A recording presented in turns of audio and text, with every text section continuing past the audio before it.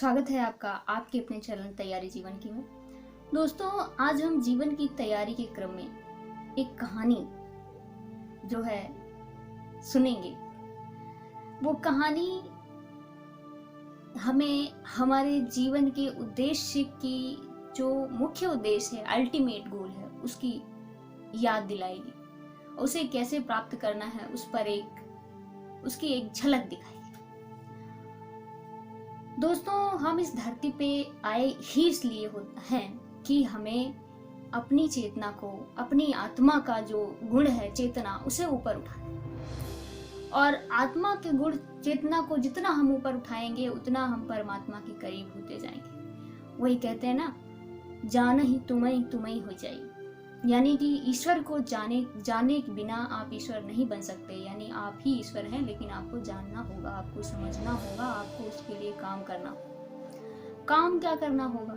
काम है वही अपने अंदर जाना, अपने आत्म मंथन करना, ध्यान लगाना, उसे सिंपल शब्दों में कहते हैं। दोस्तों, ध्यान एक प्रक्रिया है जो बस कहीं भी आप आराम से जागरूक रह के कर सकते हैं। अब जहाँ भी हैं वहीं पे बैठिए और अब जो भी काम कर रहे हैं उसी पर बस थोड़ा सा फोकस हो जाइए। जो भी काम कर रहे हैं, पढ़ रहे हैं तो पढ़ने में फोकस हो जाइए, खाना बना रहे हैं तो खाना बनाने में फोकस हो जाइए, आप कोई जॉब कर रहे हैं तो जॉब को 100%, जो भी काम कर रहे हैं उसे 100% देकर करिए। वही ध्यान वहाँ भी शुरू हो सकता है आपका। यानी काम करते करते ध्यान कर लेना। तो जब आप 100% देकर कोई काम करेंगे तो जब आप सोएंगे रात को तो आपको गजब की नींद आएगी। समस्या तो बस तभी आती है, थकते हम तभी हैं, परेशान हम तभी होते हैं जब हमारा मन कहीं और हमारा शरीर कहीं और होता है। जब हम शरीर और मन के साथ एक साथ होते हैं तब हम थकते नहीं हैं, हम खुशी होते हैं, हमें आनंद अनुभूत होती है। तो हम ध्यान में यही करते हैं कि जो भी काम करना उसे बस एकदम 100% वहीं पे करिए, एक ही काम करिए, बाकी चीजें आपको पता भी ना चले। तो ये बताना तो तब और अच्छा सार्थक होगा जब हम इसे और एक कहानी के माध्यम से एक रूप देते हैं।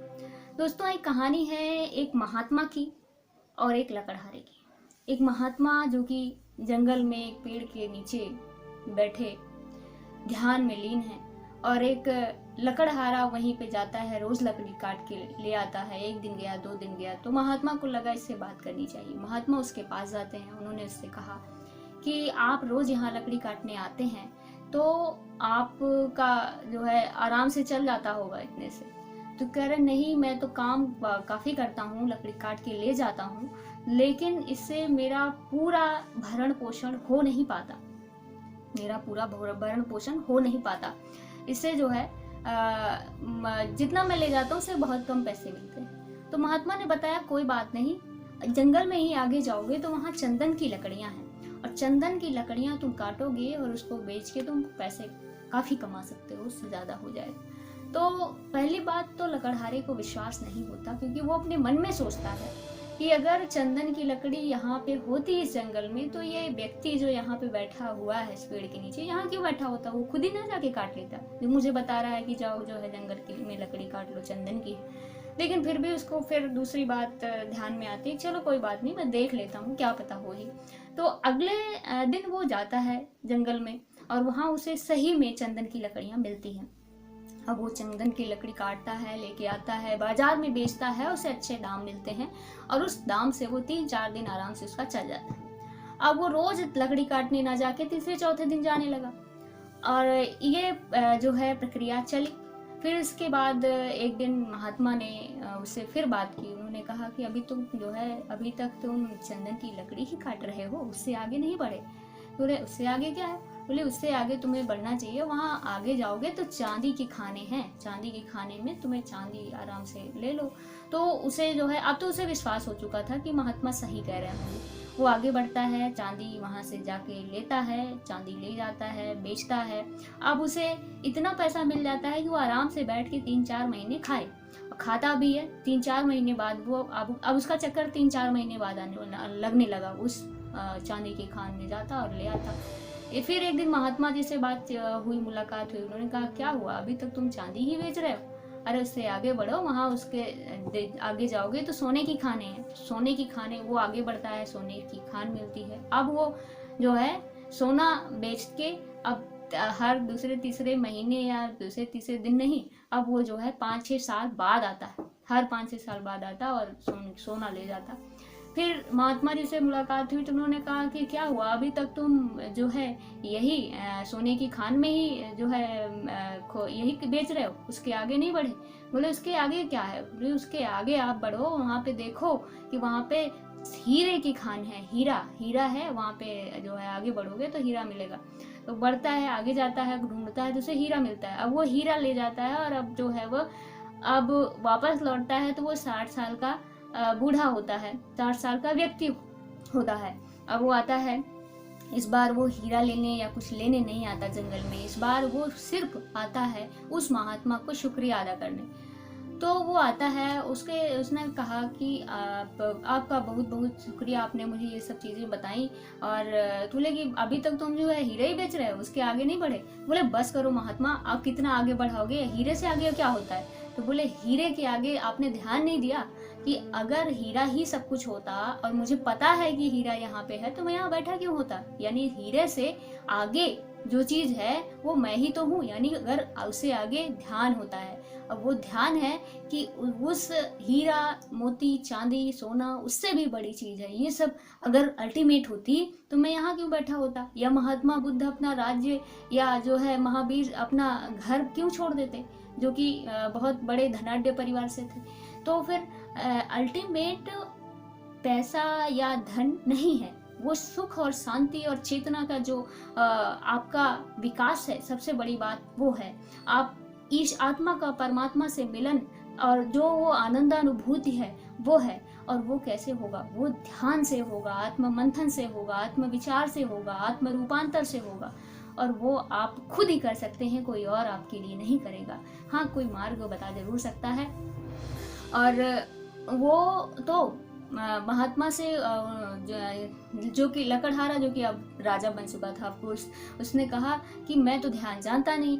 तो बोले कि जिस तरह तुम अभी तक बाहर की चीजों को ढूंढ रहे थे, बाहर दुनिया में देख रहे थे कि सोना है, चांदी है, हीरा है, मोती है, उसी तरह तुम्हारे अंदर जो धन भरा हुआ है, तुम्हारे अंदर, तुम्हारी सांसें, तुम्हारी आत्मा, तुम्हारी चेतना, तुम्हारे चक्र, तुम्हारे अंदर बहुत बड़ा खजाना तुम में निहित है, हर प्रत्येक प्राणी में निहित है।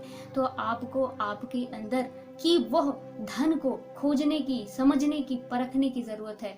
अब अकेले में बैठो, एकांत में बैठो और अपने अंदर की यात्रा शुरू करो, आत्म मंथन शुरू करो। जब तुम उसे शुरू करोगे तो तुम्हें कुछ अच्छे अनुभव होंगे, बुरे अनुभव होंगे। आपको उसमें फंसना नहीं है, ना बुरे को भगाना है, ना अच्छे को पकड़ के रखना है। दोनों को हमें साक्षी भाव से बस देखना है। जैसे कि कोई दो बच्चे कहीं लड़ रहे हों और उनके माता पिता बस आनंद ले रहे हों, उनको कोई उससे नहीं है कि कौन जीता, कौन हारा, कौन अच्छा, कौन बुरा। मतलब एक आपको सिर्फ साक्षी भाव बना के रखना है। अब क्या है कि आप जब साक्षी भाव बनाते बनाते बनाते बनाते एक स्तर ऐसा आएगा आपका, जब आप आत्मा और परमात्मा के बीच का वो पर्दा हटेगा और दोनों का मिलन होगा। वो आनंदानुभूति, वो परमानुभूति, वही आपका अल्टीमेट गोल है, वही हमारा अल्टीमेट गोल है, जिसके लिए हम सभी इस धरती पे आए हैं। तो दोस्तों, हम सभी को अपने अपने स्तर तक मिलकर और सबको प्रयास करना चाहिए कि हम उस गोल को भूलें नहीं और लगातार उस पर काम करते रहें। हमारा रास्ता जो भी उस मार्ग में आ रहा है, ऐसा नहीं कि सभी सन्यासी बन जाएंगे, जाके कहीं बैठ के धुनी रमा के बैठेंगे, ऐसा आज संभव नहीं है। आज हम अपना काम करते करते, पढ़ाई कर रहे हैं, जॉब कर रहे हैं, घर में काम कर रहे हैं, किचन में काम कर रहे हैं, ऑफिस में काम कर रहे हैं या फील्ड में कोई काम कर रहे हैं, जहाँ भी कर रहे हैं, वो जो भी काम कर रहे हैं 100% वहीं पे करके सत्य के साथ, विवेक के साथ, और बस और अपने को बस देखते जाइए, उस काम के माध्यम से ध्यान को, जागरूकता को बढ़ाते जाइए। और बढ़ाते बढ़ाते आप में एक दिन वो समाधि, वो ध्यान घटने लगेगा, अपने आप घटने लगेगा। और अगर उसमें थोड़ा आप चाहते हैं कि जो है चीज़ें थोड़ा प्रोफेशनल हो या अच्छे से, जिससे कोई भटकाव ना हो, तो यहाँ पे विपस्सना सेंटर है, आप वहाँ जाके चीज़ें पता कर सकते हैं। भारत में हर जगह, लगभग हर जिले, हर प्रदेश में और ज़िले में है। आप सेंटर पता करिए ऑनलाइन, तो चीज़ें पता चल जाएंगी। आप विपस्सना सेंटर जाके वहाँ से भी ध्यान साधना सीख सकते हैं, या बहुत और दूसरे भी माध्यम हैं, आप पता कर सकते हैं। लेकिन अल्टीमेट हमें करना ध्यान ही है, अपने अंदर जाना ही है। माध्यम कोई भी कुछ भी बताए, लेकिन आत्म मंथन, आत्म विचार, लेकिन सदाचार और ये जो अच्छी बातें हैं वो हमें तो अपनानी ही होंगी, बिना उसके कुछ होना नहीं है। जो बुद्ध ने कहा है, पंच महाव्रत, वो सारी चीज़ें हमें धारण करनी होंगी। तो दोस्तों, आपने इतने ध्यान से सुना, धन्यवाद। धन्यवाद।